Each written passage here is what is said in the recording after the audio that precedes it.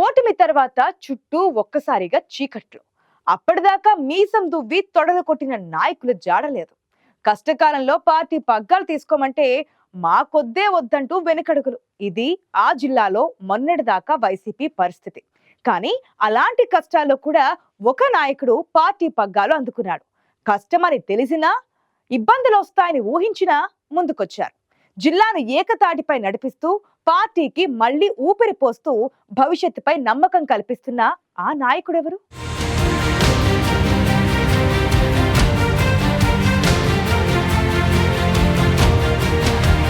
అధికారం ఉందంటే ఊరంతా నాయకులే, కానీ అదే అధికారం పోయిందంటే పట్టుమని 10 మంది కూడా కనిపించరు. ప్రస్తుతం ఏపీలోని చాలా ప్రాంతాల్లో వైసీపీ పరిస్థితి ఇదే. కొన్ని నియోజకవర్గాల్లో ఇన్ఛార్జీలుగా ఉన్నవారు ఏమయ్యారో తెలియదు. పార్టీ క్యాడర్ ఎక్కడ చూసినా ఆందోళనతో ఉంది. ఓవైపు కూటమి ప్రభుత్వం నుంచి తీవ్రమైన ఒత్తిళ్లు, వరుస కేసులతో నాయకులంతా ఉక్కిరి బిక్కిరి అవుతున్నారు. ఇక సోషల్ మీడియా టీంని కాపాడే దిక్కు కూడా లేకుండా పోయింది. ఇలాంటి పరిస్థితుల్లో పార్టీ బాధ్యతలు తీసుకోవడం అంటే అది ఎంత కష్టమో ప్రత్యేకంగా చెప్పాల్సిన పనిలేదు. సరిగ్గా అనంతపురం జిల్లాలో కూడా ఇలాంటి పరిస్థితి ఎదురైంది. వైసీపీ దారుణ పరాభవం తర్వాత పార్టీని మళ్లీ ఉత్తేజం చేసేందుకు అధినేత జగన్ చాలా ప్రయత్నాలు చేస్తున్నారు. ఎక్కడికక్కడ నాయకులకు భరోసా ఇచ్చే ప్రయత్నం చేస్తున్నారు.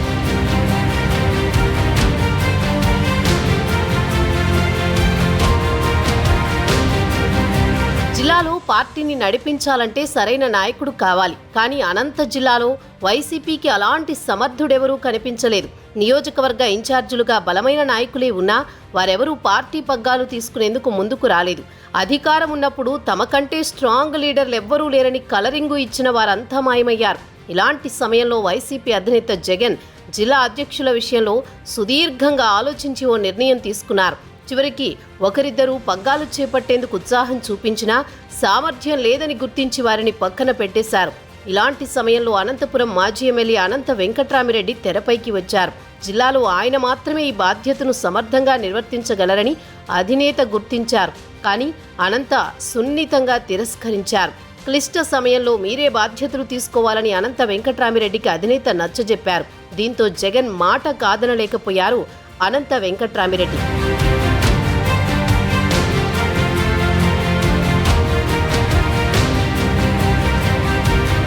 జిల్లాలో ఎంతో మంది నేతలున్నా అనంత వెంకట్రామిరెడ్డినే వైసీపీ అధినేత జగన్ ఎందుకు ఎంచుకున్నారనేది జిల్లాలో చాలా మందికి అర్థం కాని పరిస్థితి. అయితే సీనియర్ నాయకులు మాత్రం ఖచ్చితంగా ఈ పదవికి అనంత వెంకట్రామిరెడ్డి సరైన వ్యక్తి అని ఘంటాపదంగా చెప్పారు. అనంత వెంకట్రామిరెడ్డి గురించి జిల్లా రాజకీయాల్లో పెద్దగా పరిచయం అక్కర్లేదు. 4 సార్లు ఎంపీగా గెలిచిన సీనియర్ నాయకుడాయన. 2019 ఎన్నికల్లో అనంతపురం అసెంబ్లీ నుంచి పోటీ చేసి భారీ విజయం సాధించారు. తండ్రి నుంచి రాజకీయ వారసత్వం తీసుకున్న అనంత వెంకట్రామిరెడ్డి ఒక భిన్నమైన ధోరణిలో వెళ్లారు. తండ్రి అనంత వెంకట్రెడ్డి తరహాలోనే రాజకీయాలు చేశారు. వాస్తవంగా అనంతపురం ఫ్యాక్షన్ ప్రభావిత ప్రాంతం. కానీ ఆ రోజుల్లోనే ఫ్యాక్షన్ రహిత రాజకీయాలను నడిపిన తండ్రిని ఆదర్శంగా తీసుకుని ఆయన బాటలోనే వెళ్లారు అనంత వెంకట్రామిరెడ్డి.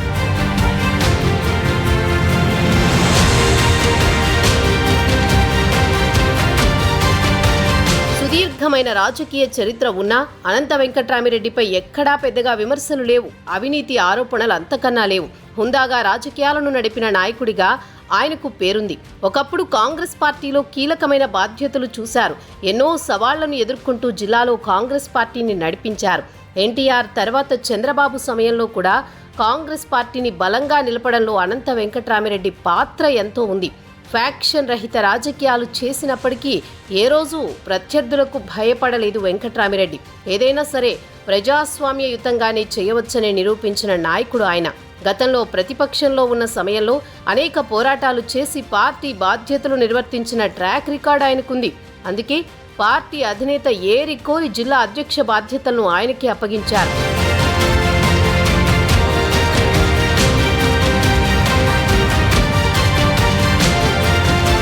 అనంత వెంకట్రామిరెడ్డి ఎమ్మెల్యేగా ఉన్న సమయంలో జిల్లా కేంద్రంలో అభివృద్ధి అంటే ఏంటో చూపించారు.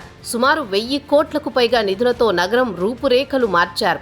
ఒకప్పుడు వర్గ విభేదాలకు కేర్ ఆఫ్ అడ్రస్గా ఉన్న అనంతపురం అర్బన్ నియోజకవర్గాన్ని ఏకనాయకత్వంలోకి తీసుకువచ్చారు. తనకు వ్యతిరేకంగా ఉన్న నాయకులను కూడా సముదాయిస్తూ ఎక్కడా విభేదాలకు తావివ్వకుండా 5 ఏళ్ల పాటు పనిచేశారు.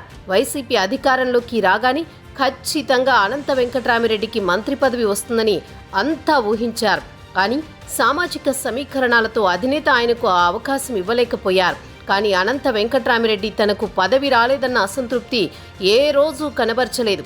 కారణం వైఎస్ కుటుంబంతో ఆయనకున్న సాన్నిహిత్యమే.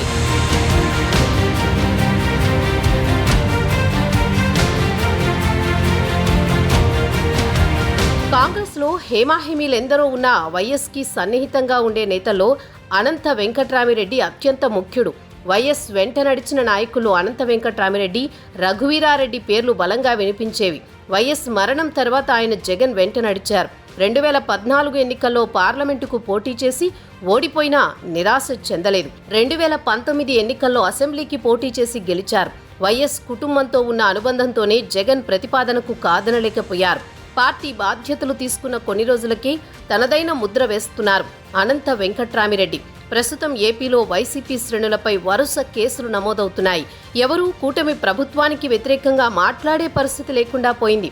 సరిగ్గా ఇలాంటి సమయంలోనే అనంత వెంకట్రామిరెడ్డి జిల్లా పగ్గాలు అందుకున్నారు. వచ్చి రాగానే కూటమి ప్రభుత్వ వైఫల్యాలను బలంగా ప్రజల్లోకి తీసుకువెళ్లే ప్రయత్నం చేశారు.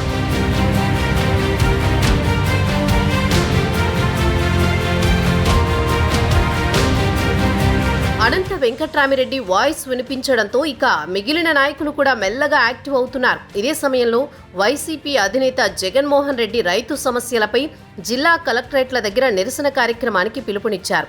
అసలే కూటమి దెబ్బకు వైసీపీ నాయకులు బయటకొచ్చేందుకే జంకారు. కానీ అనంత వెంకట్రామిరెడ్డి పట్టుదలతో జిల్లా వ్యాప్తంగా పార్టీ శ్రేణులను కదిలించారు. ఆయన పిలుపుతో నియోజకవర్గాల సమన్వయకర్తలు కూడా ముందుకొచ్చారు. ఆ తర్వాత విద్యుత్ ఛార్జీల పెంపుపై కూడా జిల్లా వ్యాప్తంగా నిరసనలు చేపట్టేందుకు అనంత వెంకట్రామిరెడ్డి ఇచ్చిన మోటివేషన్ బాగా పనిచేసింది. అన్ని నియోజకవర్గాల్లోనూ ఇది గ్రాండ్ సక్సెస్ అయ్యింది.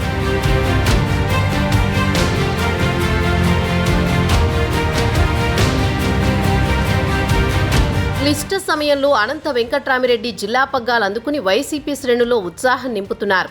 పార్టీకి ఖచ్చితంగా పూర్వవైభవం వస్తుందని, మరీ ముఖ్యంగా అధినేత జగన్ని ముఖ్యమంత్రిని చేయడమే లక్ష్యంగా ముందుకు వెళదామని కార్యకర్తలకు ధైర్యం చెబుతున్నారు.